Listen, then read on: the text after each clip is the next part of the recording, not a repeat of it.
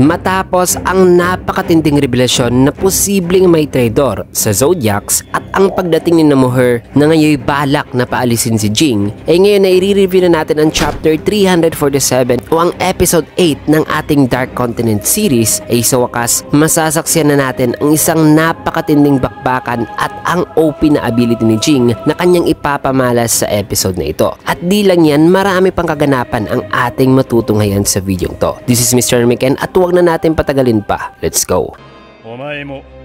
Ang pamagat ng ating chapter ngayon ay inauguration at nagsimula kagad ang eksena sa pagsagot nitong isang lalaki sa mga option na sinabi ni Jing at Pareston sa nakaraang chapter na sabing may pang-5 option daw at yan ay ang mamamatay daw ngayon sina Jing at Pareston, na matapos niyan ay dito na diretsong magkasabay na nagpalabas ng mga baril itong tatlo gamit ang Nen. Sabay itinutok nila ito kina Jing, agarang pinagbabaril ang dalawa, na habang pinagbabaril itong dalawa ay may kitang nasira pa nga ang ilang mga bahagi nitong silid at may kita ang dalawa na ngayon tumatakbo habang hinahabol ng mga bala ng baril. Kaya na may napasabi itong dalawa ngayon na ano ba raw ang pinagagawa nila. Kailangan na raw nila itong ihinto dahil posible raw na mapatay pa nila ang dalawa gamit itong mga baril, in which ay sinabihan naman sila kaagad nitong isang lalaki na wikang huwag kang makialam dito. Sabay nagbigay ng command si Moher na wikang i-block niyo ang lahat ng exits at huwag niyo silang patakasin. Sabi naman itong isa na patungo na raw sa basement si Jing, in which ay sagot naman ni Moher na wikang habulin niyo sila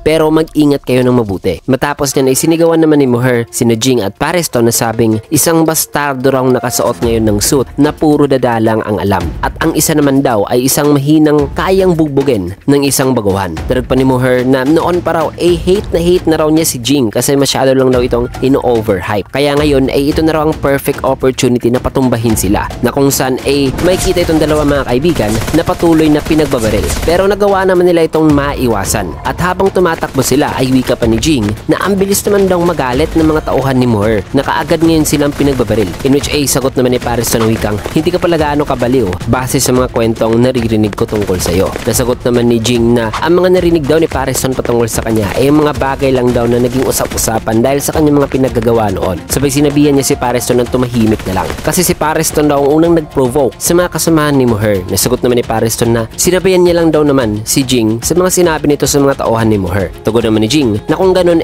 sa tingin niya ay hindi raw talaga aatras ang mga taong to. Kaya tanong naman ni Pareston na lalaban ba raw sila ngayon? In which ay sagot naman ni Jing na oo, pero sa maingat at gentle lang daw na pamamaraan. Kaya ayon naman kay Jing na ang mga lalaki raw kanina ay mga imiters daw na nagkukonjure ng mga baril. Kaya masasabi niyang sisiw lang daw ang mga to. Nasagot naman ni Pareston na sabing sigurado ka ba na ipapakita mo sa akin ang iyong ability? In which ay sagot naman ni Jing na oo, wala raw problema dyan. Sabi may kita si Jing na ngayon naghanda na ngayon ng isang suntok na sa kamao nito ay may nakakonsentrate na aura, na matapos niyan ay mabilis na pinagsusuntok ni Jing ang lupa na kanilang kinatatayuan ngayon, na isang sandamakmak na suntok ang kanyang napakawalan sa loob lamang ng ilang segundo. Bagay na ikinagulat ni Pareston sapagkat kasabay ng mga suntok na yan ay may kita rin na parang may kakaiba sa area na pinagsusuntok ni Jing, kasi may kita na para bang ang impact at damage ay na-absorb lamang sa lupa. At di lang yan, may kita rin ang mga impact ng suntok ni Jing na ngayon biglang dumadaloy sa isang direksyon na ngayon mabilis na patungo na sa mga sundalong umahabol sa kanila kanina. Ang pangyayaring yan ay pumukaw naman ng atensyon kay Pareston sapagkat isang pamilyar na teknik ang kanyang nasaksihan, na ngayon na-realize niya na ang teknik na ito ay ang ability pala ni Leorio na ginamit nito noon para masuntok si Jing kahit na nasa malayong pwesto ito sa kanya noon. Matapos niyan ay eto na, napatigil naman itong tatlo sapagkat may napansin silang kakaiba sa lupang kinatatayuan nila. Nang maya-maya pa'y biglang tinamaan ng tatlo ng napakaraming mga suntok ni Jing na sa sobrang dami ay hindi na nagawa makagalaw itong tatlo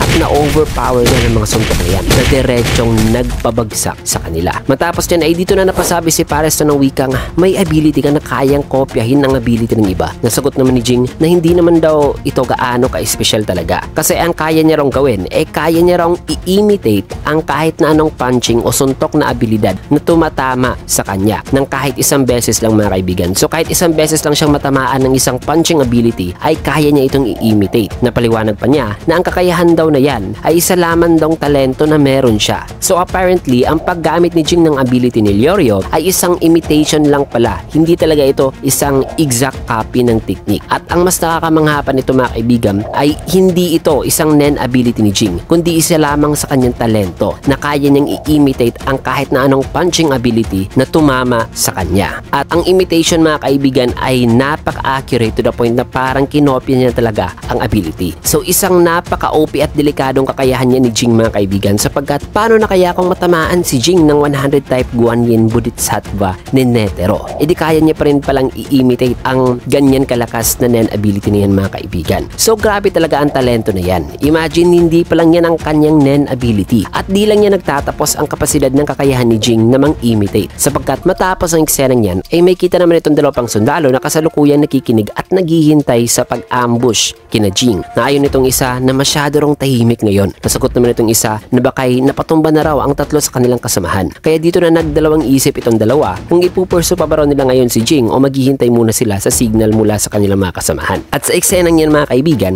ay may kita na ang nasa likod pala ng malapader na basement na kanilang sinasandalan ngayon ay ang same wall pala sa kung nasan din si Jing. Kaya dito naman sa isipan ni Jing ay ayon sa kanya na si Leorio ay nag-aaral daw para maging isang doktor. Kaya masabi niya na ang ability daw ni Leorio ay posibleng resulta daw ng pag-iensayo nito na pakiramdaman ang tibok ng puso ng pasyente. Kaya sa tingin niya ay gumagamit daw si Leorio ng ganitong technique. Nang maya-maya pa habang iniisip ni Jing sa kung sa paanong paraan ginagamit ni Leorio ang ability nito, ay dito na niya tinap ang wall at nagpakawala ng waves sa kanyang fingertips gamit ang aura. Napaliwanag pa ni Jing na ang technique na ito ay marahil ginagamit daw ni Leorio para magsilbing mala ultrasound ang kanyang aura. Ang paraan na ito mga kaibigan ay isa rin daw epektibong paraan na malocate ang isang bagay na nasa loob ng target. Kung kaya't habang ginagamit ito ni Jing ay dito niya nalaman at naramdaman na may dalawa pa palang sundalo sa likod nitong pader. So grabe, napakagaling ni Jing mga kaibigan na nagawa niyang ma-imitate pati ang bagay na ito. Ayon pa kay Jing na mas mainam pangaraw itong pang-detect ng target kesa sa N, kasi mas sneaky daw ang ganitong paraan ng pagdidetect ng kalaban, kasi hindi rin sila mamamalayan ng kalaban habang ginagamit nila ito,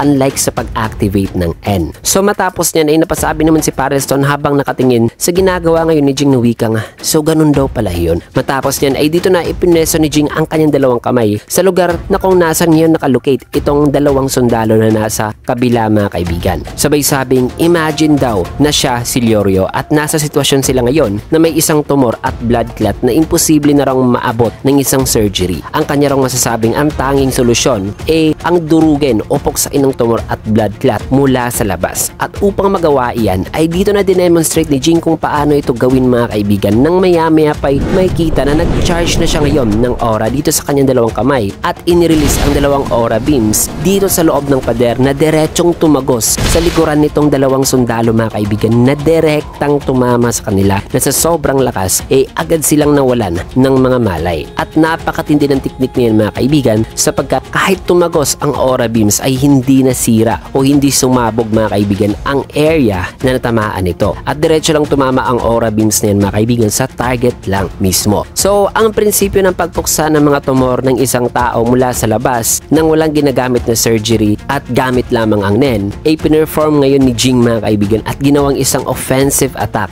sa mga kalaban. Matapos yan ay pinakalat naman ni Jing ang kanyang oras sa paligid para tignan kung may mga natitira pa ba raw sundalo. Pero sa kanyang paglolocate ay wala na silang nakita pa. Kaya sabi naman ni Pareston na baka sumuko na raw ang mga yon. Inuche sagot naman ni Jing na hindi. Sa tingin ko, ang kanilang misyon ay tapos na. Nang masabi yan ni Jing ay dito naman nagtaka si Pareston, kaya paliwanag dito ni Jing na wikang oo. May mga medyo maliliit daw na pagkakamali, pero ang pinakamalaking pagkakamali raw dito ay nung nagalit daw ang lalaking ito noon at hindi raw ito nagbigay ng option na silang dalawa talaga ni Pareston ang papaalisin. Instead, ang sinabi lang nito noon ay silang dalawa daw ni Pareston ang mag-decide sa kung sino ang aalis sa kanila. Kasi kung nagbigay pa raw ang lalaking yun ng option na silang dalawa ni Pareston ang aalis, then posible na tatanggapin niya raw ang option na yon. So base pa lang daw sa mga pagkakamaling yon ay alam na raw ni Jing na isang isang staged ambush o aktingan lang ngayon ang nangyayari. Kaya dagdag pa niya, habang papaalis na wikang pinatumba niya na lang daw ang mga sundalong iyon kanina. Bilang respeto na lang din daw sa pagsunod ng mga sundalo sa basurang script na ibinigay sa kanila. Kaya sa susunod ay mas mabuti pa raw si Pariston daw mismo ang gagawa ng hakbang o aatake sa kanya kung gusto raw talaga nitong makita ang kanyang tunay na ability. Nang masabi yan ni Jing, ay di na sumagot pa si Pariston at nakatayo na lamang na nakatingin ngayon kay Jing sapagkat sapul na naman siya dito kay Jing. So ang lahat pala ng barilan na ito mga kaibigan ay kagawan lang o isa lang pala sa mga plano ni Pariston para may pamalas ni Jing sa kanyang harapan ang ability nito. Bagay na alam na pala ni Jing at sinasabihan lang pala niya si Pariston kanina. So matapos ang eksenang yan ay bumalik na si Jing sa kuta ng grupo ni Beyond habang si Moher naman ay nagsasalita na wikang, ha? Ganun daw pala ka-obvious. Akala niya ay napakaganda na ng kanilang aktingan kanina. In which ay sagot naman ni Jing na, ha? Sigurado ka ba? Wala ka bang self-awareness? Ni wala ngang kabuhay-buhay nga raw ang delivery ng lines ni Moher kanina. Sabay inasar ni Jing si Moher sa linyang binitawan nito kanina na nagpainis naman kay Moher na sabing ngayon ay gusto na raw talaga niyang patayin itong si Jing. Pero bigla namang nagseryoso si Jing na sabing ang kinakabahala daw niya ay mga sundalo daw ni Moher. Hindi raw makakasurvive ang mga yon sa Dark Continent. At best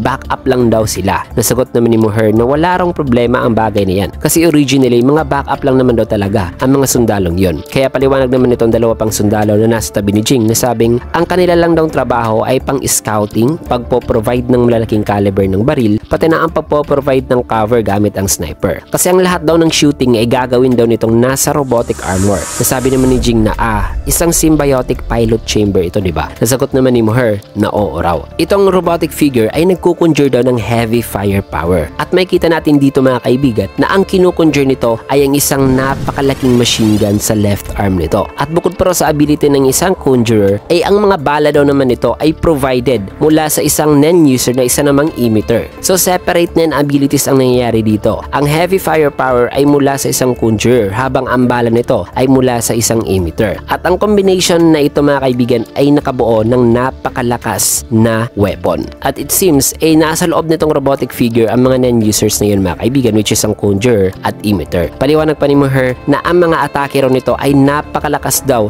na mas malakas pa sa kayang ipakawala ng bawat isa sa NEN user na kumukontrol ito. So mas mainam talaga na i-combine ang kanilang abilities kaysa sa individual na pag-activate at pag-atake gamit ang kanilang NEN abilities. Bukod pa riyan ay hindi lang din pala itong heavy firepower ang kaya nitong i-conjure, kundi ang nag-conjure din daw pala sa mga baril kanina na ginamit ng mga sundalo ay ito rin daw pala ang nasa loob nitong robotic figure. So marami raw pala ang nagagawa nito ayon kay Jing. Kaya paliwanag naman ni Moher na mas efficient daw ang paggamit ng NEN bullets pagdating sa mahaba-habang laban. Dirag pa ni Moher na itong robotic figure kasama ang 10 pang tao ay may code name daw na Stonewall. Ang legendary team daw na may 0 casualties during sa nangyaring Lubo Civil War. Bagay na nagpamangha naman kay Jing at tinanong kung ano ang pangalan nito. Nasagot naman nito na ang pinangalan daw ng kanyang mga kasamahan sa kanya ay Golem. At yun lang daw, hindi na raw siya sasagot pa sa dagdag pang mga katanungan. Kaya nagpaliwanag naman si Moher na ganito na raw talaga si Golem simula pa nung nakilala niya ito 3 years ago pa. Hindi nga raw niya alam ang tunay nitong boses, ang mukha nito o kahit ang tunay nitong pangalan. Kaya sagot naman ni Jing na halata naman daw na ayaw makipag-usap nitong si Golem. Maya-maya pa dito naman nagsalita si Jing na sabing, so Moher, di ba ikaw ang nagli-lead sa mga sundalo? Pwede mo ba silang sabihan na tanggapin ang aking mga in-offer? In which ay sagot naman ni Moher na sabing, pwede ba akong maging honest sa'yo? Wala raw talaga siyang problema noon patungkol sa pagiging number 2 ni Jing sa grupo. Not until nung isinali daw ni Jing ang topic ng pagbibigay ng pera sa mga mag-a-agree. Kasi paliwanag pa ni Moher na silang mga sundalo ay mas pinapahalagan daw talaga ang tiwala sa kanilang mga kasamahan kesa sa ibang bagay. At ang pag-o-offer daw ni Jing ng pera ay parang nagsasabi raw sa kanila na bibilhin ko ang iyong serbisyo. Isa raw bagay na hindi niya matatanggap. Nakakasuka rin daw na parang basta-basta na lamang daw na ipinamimigay ni Jing ang kanyang pera na parang wala lang. Na mahalin tulad daw ito sa isang title ng libro o parang isang remote na nasa mesa. Mga bagay na di na kailangan pang ipaalam kung saan ito gagamitin o kailangan ba itong ibigay. Kung kaya't masama raw talaga ang pag-offer ni Jing ng pera sapagkat dahil din doon ay may narinig pa raw siya na may gusto na raw mag-quit na lang sa grupo kasi nakatanggap na sila ng pera. At ang balitang yan noon ay lubos doon yung ikinainis at ikinagalit kasi hindi raw basta-basta na lamang nabaguhin nitong si Jing ang sistema rito. Sabay tinapos ni Muher ang kanyang salita ng wikang, kung may masasabi ka tungkol dito ay sabihin mo na. Kung kaya't dito na sumagot si Jing na sabing wala raw siyang reklamo sa mga sinabi ngayon ni Muher sa kanya. Ang kanya lang daw talaga magagawa ngayon ay ang humingi na lang ng paumanhin, which is humingi ngayon ng paumanhin si Jing. Sabay sabing ngayon na marami na raw kasing tumanggap sa kanyang offer ay hindi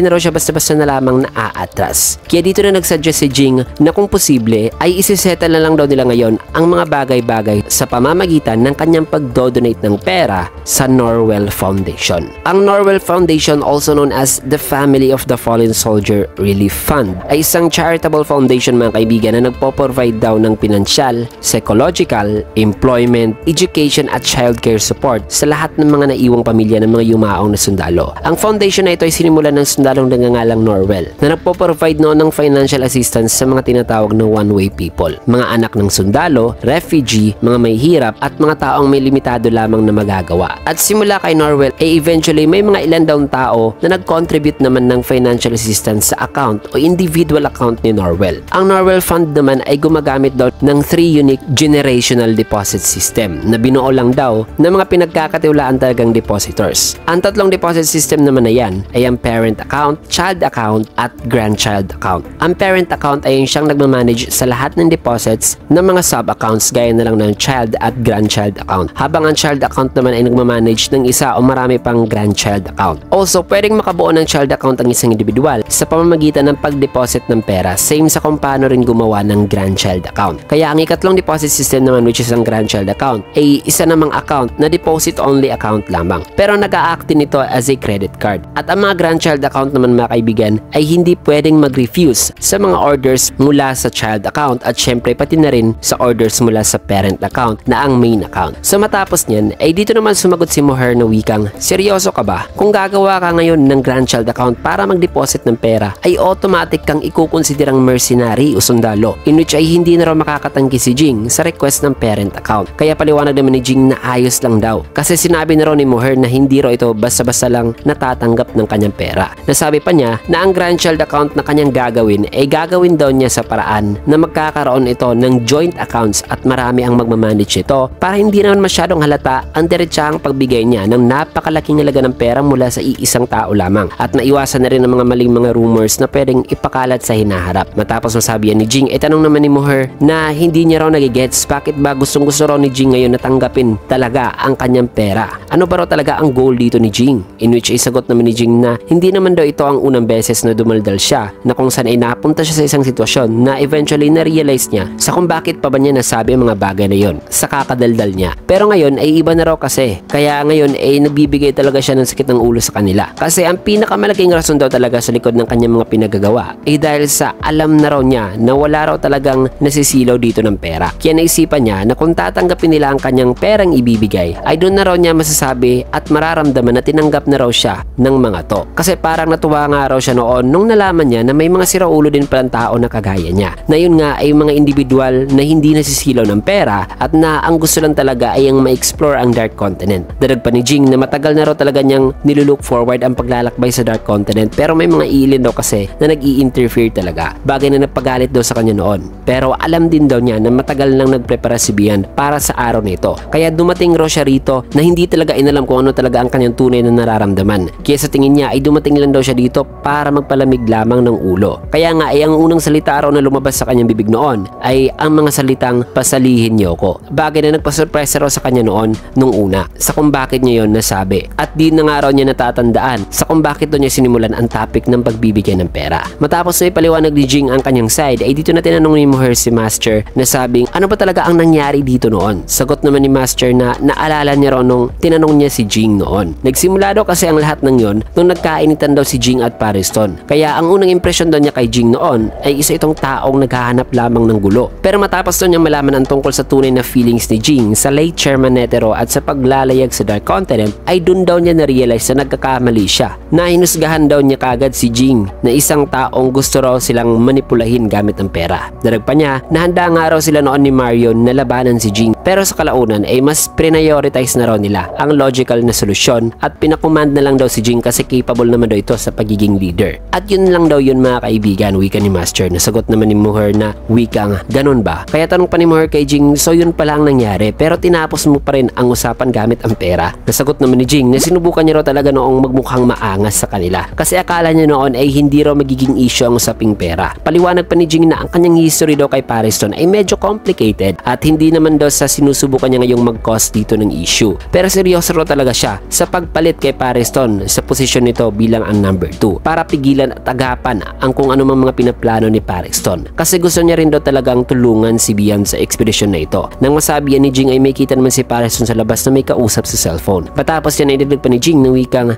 kailangan nyo lang talagang maniwala sa akin at magtiwala. Ang pera ay isang regalo daw mula sa kanya. Pero isa rin daw itong self-interest talaga ayon kay Jing. At kung tatanggapin naman daw nila ito o hindi, nasa sa kanila na lang daw iyon. Kaya kailangan daw ni Moher na mamili. Nang masabi yan ni Jing ay bigla namang nagsalita si Golem na wikang bakit di mo yan ipinaliwanag nung una pa? Dahil dyan bigla naman silang napatingin nung nagsalita itong si Golem. Kaya dagdag pang sabi ni Golem na wikang kung in-explain pa lang daw ni Jing ang mga bagay na ito noon pa di hindi raw sila hahantong sa ganitong sitwasyon ngayon. Kung kaya't paliwanag naman ni Moher kay Golem na sabing well, hindi naman daw talaga balak ni Jing na magpaliwanag. Sadyang pinilit lang daw nila talaga ito na ipaliwanag ang bagay kahit na nakakahiya sa part ni Jing. Basta para mawala lang daw confusion dito. Kaya no need na raw sanang sabihan ni Golem si Jing sa mga bagay na yon kasi medyo nakakahiya raw sa part ni Jing. Kaya no matapos yan ay dito na nagsalita si Moher na sabing okay na raw. Siya na lang daw ang magpapaintindi sa iba pa. Pero dapat na mag-send pa rin daw ng pera si Jing sa Norwell Fund. Dirag pa niya na ayos lang daw talaga sa kanya na si Jing ang number 2. Pero siya pa rin daw ang maglilid.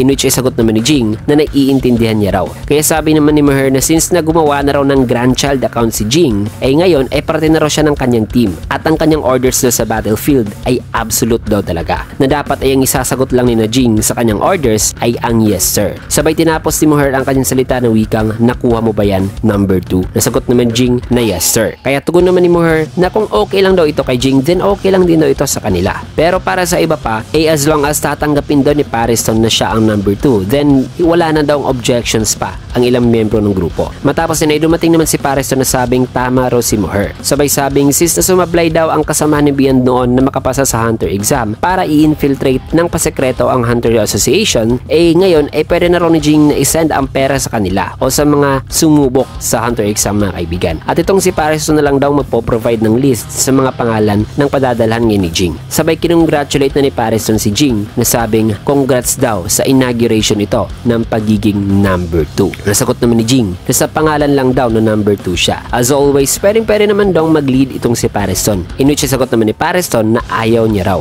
Kasi gusto niya raw makita kung gaano raw kagaling mag-lead itong si Jing. Kaya tinapos si Jing ang kanyang salita sa pagsagot naman kay Pariston na sabing ganun ba? Then in that case ay ibibigay daw niya ang lahat ng kanyang makaya. So it's official mga kaibigan na si Jing na ang number 2 sa grupo ni Beyond. So grabe ang tindi ng mga kaganapan sa chapter nito sapagkat nalaman natin na grabe pala talaga ang talento at henyo nitong si Jing. Nalaman din natin ang ilan pa sa mga impormasyon patungkol sa grupo ni Beyond. Kaya sa susunod ay nakaka-excite talaga ang susunod na mga mangyayari kasi may isang matinding revelasyon na naman ang ibibigay. Also may kita rin natin ang introduction sa magiging kaaway ng ating bida at marami pang ibang napakatinding eksena na di nyo dapat palampasin mga kaibigan. Kasi dito muna natin tatapusin ang video sa last panel na ito. Kaya naman kung nagustuhan yung video, can get a like, comment, follow, subscribe na rin for more videos like this. Pero bago mo natin tatapusin ang video, shoutout sessions muna tayo.